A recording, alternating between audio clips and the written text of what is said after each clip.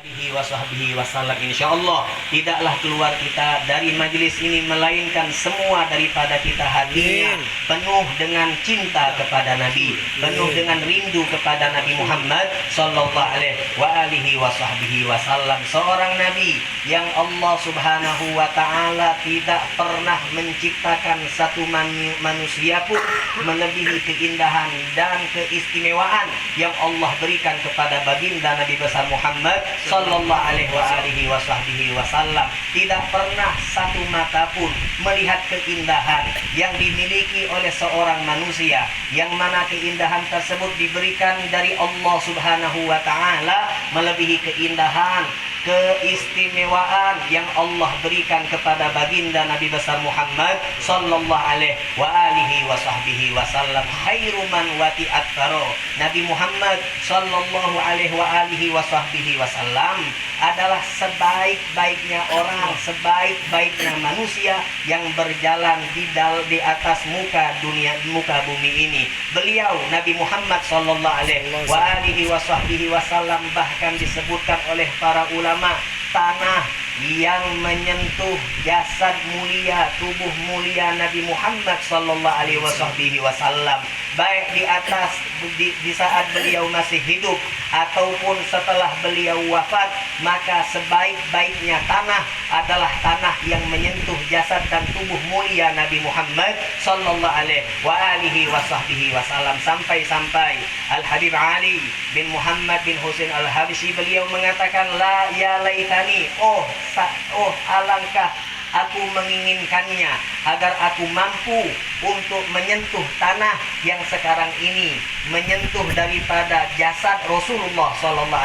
alaihi wasallam. Kemuliaan di atas kemuliaan hanyalah ada di dalam Nabi Muhammad sallallahu alaihi wasallam. Oleh karena inilah para sahabat-sahabat Rasulullah yang diberikan keistimewaan oleh Allah Subhanahu wa taala untuk hidup satu zaman dengan Nabi Muhammad sallallahu alaihi wasallam, tidaklah mereka menjadi istimewa, tidaklah mereka menjadi mulia kecuali keistimewaan dan kemuliaan mereka para sahabat Rasulullah berkat Nabi Muhammad sallallahu alaihi wasallam. Para syuhada yang meninggal wafat gugur syahid di dalam medan perang, tidaklah mereka mulia, tidaklah mereka istimewa kecuali dengan berkat keistimewaan dan kemuliaan dari Sayyidus Syuhada, dari pemimpin para syuhada, yaitu baginda Nabi besar Muhammad sallallahu alaihi wasallam. Para aulia,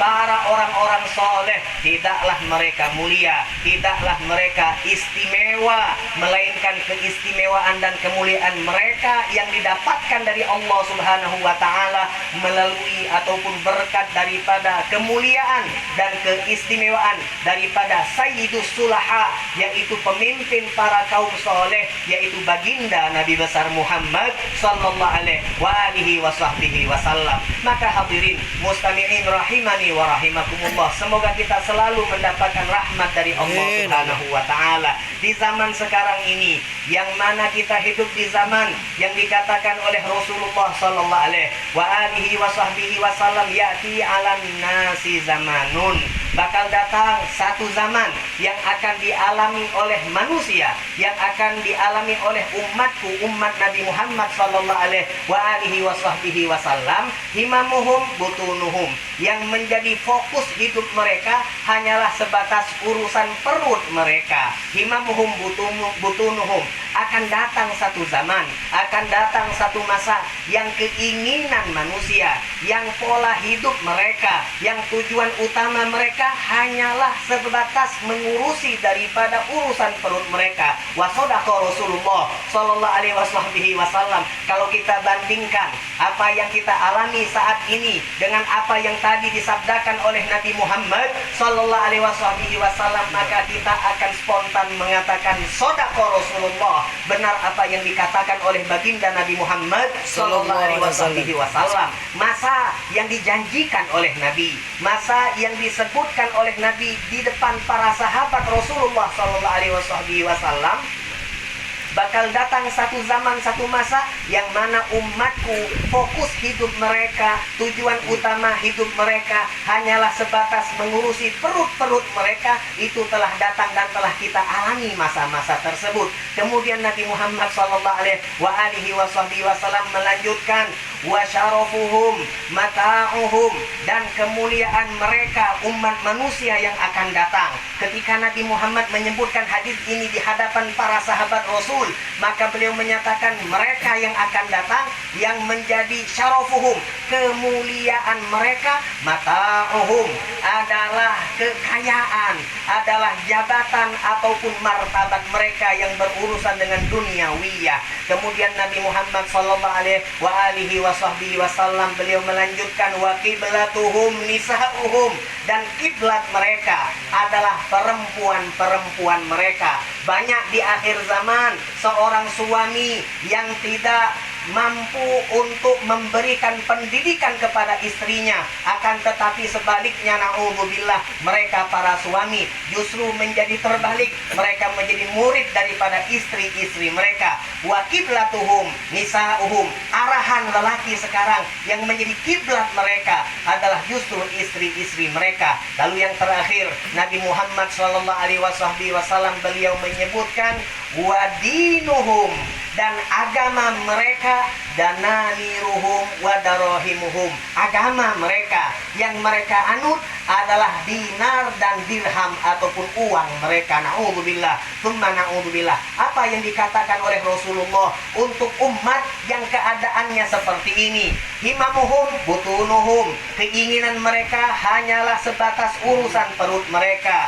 Wa syarafuhum mata'uhum, kemuliaan mereka terletak di dalam harta mereka. Wa qiblatuhum nisa'uhum, kiblat mereka adalah perempuan-perempuan mereka. Wa dinuhum, agama mereka, dananiruhum wa darahimuhum, adalah dinar dan dirham mereka. Apa yang dikatakan oleh Rasulullah untuk umat yang sifatnya, karakternya seperti ini? Beliau menyatakan, ulaika syirarul khalqi indallah fala khalaqalahum. Beliau menyatakan mereka yang sifatnya seperti ini adalah seburuk-buruk manusia yang diciptakan oleh Allah Subhanahu wa ta'ala. Maka hadirin, hadirat mustami'in mustami'at rahimani wa rahimakumullah, sekali lagi, jikalau kita baca, jikalau kita dengar hadis tersebut, kemudian kita bandingkan dengan fakta kenyataan kita sekarang ini, maka kita pasti akan menyatakan sodaqah Rasulullah sallallahu alaihi wasallam. Benar dan benar apa yang dikatakan oleh Nabi Muhammad sallallahu alaihi wasallam. Berapa banyak dari umat Nabi yang himmah, tujuan hidupnya hanyalah sebatas urusan perut. Berapa banyak daripada umat Nabi yang menjadikan kemuliaan mereka berada ataupun terletak di dalam kekayaan mereka. Yang mulia, yang terhormat adalah mereka orang-orang yang kaya. Kemudian kiblatuhum nisa'uhum, berapa banyak daripada umat Nabi yang mereka menjadikan perempuan-perempuan mereka menjadi kiblat ataupun menjadi imam. Dan yang terakhir, berapa banyak daripada umat Nabi Muhammad sallallahu alaihi wasallam yang agama mereka mungkin beragama muslim, akan tetapi na'udzubillah, pada hakikatnya mereka justru bukan taat dan patuh kepada Allah Subhanahu wa ta'ala, akan tetapi mereka taat dan patuh menyembah terhadap dinar dan dirham mereka. Ulaika syirarul khalqi indallah, mereka adalah seburuk-buruknya manusia yang diciptakan oleh Allah Subhanahu wa ta'ala. Maka hadirin mustami'in rahimani wa rahimakumullah, majelis seperti ini adalah majelis yang berguna untuk menjaga kita, menjaga hati kita, menjaga diri kita, menjaga pola pikir kita, menjaga anak dan istri kita, agar kita tidak terjerumus, tidak memiliki karakter ataupun sifat seperti apa yang dikatakan tadi oleh baginda Nabi Muhammad sallallahu alaihi wasallam. Mereka para sahabat Nabi Muhammad sallallahu alaihi wasallam, mereka para syuhada, mereka para solihin, himmah kehidupan mereka, tujuan mereka hidup di alam dunia adalah untuk membantu dan mencintai Nabi Muhammad sallallahu alaihi wasallam. Setelah seluruh sahabat melihat keindahan wajah Nabi Muhammad, melihat keindahan akhlak Nabi Muhammad, melihat keindahan daripada dakwah Nabi Muhammad, melihat daripada keindahan budi pekerti Nabi Muhammad sallallahu alaihi wasallam, maka diri mereka mempunyai himmah tujuan hidup hanya untuk Rasulullah sallallahu alaihi wasallam. Maka di saat di majelis ini kita mendengarkan qasidah, mendengarkan solawat, mendengarkan salam, dan bukan sekedar kita mendengar, justru juga kita ikut membaca qasidah, ikut juga kita membaca solawat dan salam untuk baginda Nabi Muhammad sallallahu alaihi wasallam. Insya Allah apa yang tadi dirasakan oleh para sahabat-sahabat Rasulullah sallallahu alaihi wasallam, sehingga mereka mampu untuk menjadikan Nabi Muhammad sebagai himmah mereka, mampu untuk menjadikan Nabi Muhammad sebagai tujuan hidup mereka. Insya Allah di dalam majelis ini, di saat kita bersolawat kepada Nabi, di saat kita mengucapkan assalamu alaika ayyuhan nabiyyu wa rahmatullahi wa barakatuh, terbuka pintu hati kita sehingga hati ini diisi dengan faktor, dengan pola hidup, tujuan hidup, yaitu hanya untuk Nabi Muhammad sallallahu alaihi wasallam. Para sahabat Rasulullah sallallahu alaihi wasallam sedikit pun di saat mereka telah beriman kepada Allah dan mereka beriman kepada Nabi Muhammad sallallahu alaihi wasallam, tidak pernah mereka memikirkan kenikmatan hidup di dunia. Bukan artinya Nabi mengajak kita untuk hidup susah, akan tetapi Nabi mempersilahkan kita untuk hidup di alam dunia, akan tetapi Nabi melarang kita untuk mencintai dunia. Nabi tidak pernah melarang kita untuk memiliki dunia, akan tetapi Nabi Muhammad melarang kita untuk menjadikan dunia sebagai tujuan hidup mereka. Banyak daripada kejadian-kejadian yang mana di saat Nabi Muhammad sallallahu alaihi wasallam mengajak para sahabat untuk berperang, untuk bersusah payah di bawah naungan panji Rasulullah sallallahu alaihi wasallam. Ketika perang mereka siap panas, ketika perang mereka siap susah, ketika perang mereka siap untuk menahan daripada rasa lapar dan rasa haus, maka mereka berbondong-bondong siap untuk berjuang di belakang komando Nabi Muhammad sallallahu alaihi wasallam. Sebaliknya, di saat pulang dari perang, di saat Nabi Muhammad sallallahu alaihi wasallam membawa daripada harta-harta rampasan perang, yang mana setelah beliau mendapatkan harta rampasan perang tersebut, beliau ingin membagikan harta rampasan tersebut kepada sahabat-sahabat beliau di masjid. Maka di saat Nabi mengundang para sahabat untuk menerima pembagian daripada harta rampasan perang tersebut, sedikit sekali sahabat yang memenuhi panggilan Rasulullah sallallahu alaihi wasallam, sehingga ada sifat mulia yang dimiliki oleh sahabat-sahabat Rasulullah sallallahu alaihi wasallam. Di saat susah bersama Nabi, maka mereka siap untuk beramai-ramai, akan tetapi di saat Nabi mengajak mereka untuk mendapatkan kesenangan, maka mereka tidak semangat untuk mendapatkan kesenangan bersama Nabi Muhammad sallallahu alaihi wasallam. Maka hadirin, begitulah yang seharusnya dimiliki oleh setiap kita yang beriman kepada Allah, setiap kita yang beriman kepada Nabi Muhammad sallallahu alaihi wasallam. Jangan kita ikut arus yang mana arus ini telah menjerumuskan banyak daripada umat yang hidup di akhir zaman ini.